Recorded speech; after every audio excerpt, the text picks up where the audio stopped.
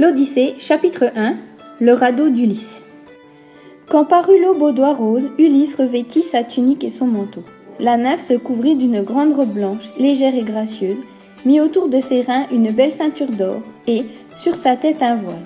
Enfin, préparant le départ d'Ulysse le généreux, elle lui donna une grande hache de bronze à 2 tranchants avec un beau manche d'olivier.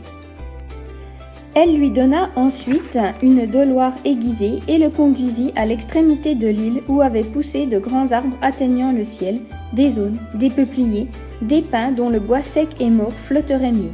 Puis elle retourna chez elle. Aussitôt Ulysse coupa les arbres, il fit rapidement.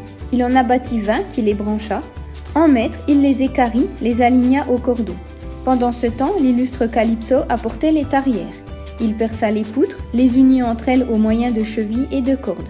Les dimensions que donne à la cale d'un navire de charge un excellent charpentier, Ulysse les donna à son radeau. Puis, il éleva le pont à l'aide de poutrelles et de planches. Il planta le mât auquel il attacha l'antenne. Il fit le gouvernail. Pour protéger son bateau du choc des vagues, il l'entoura de claies de saule. Enfin, il le lesta. Pendant ce temps, l'illustre Calypso apportait de la toile pour faire la voile. Il la fit habilement et l'attacha à l'antenne.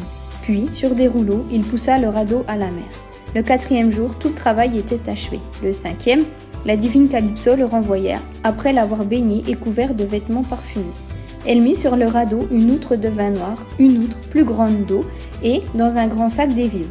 Alors, elle fit souffler un vent bon et doux. Le divin Ulysse, joyeux, déploya sa voile au bon vent. Il s'assit à la barre et gouverna en maître sans que le sommeil lui fermât les yeux.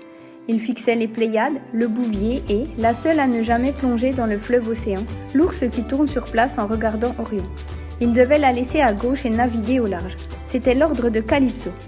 17 jours il fit route en haute mer. Le 18e apparurent les monts boisés du pays phéacien. Cette terre était proche, c'était comme un bouclier sur la mer sombre.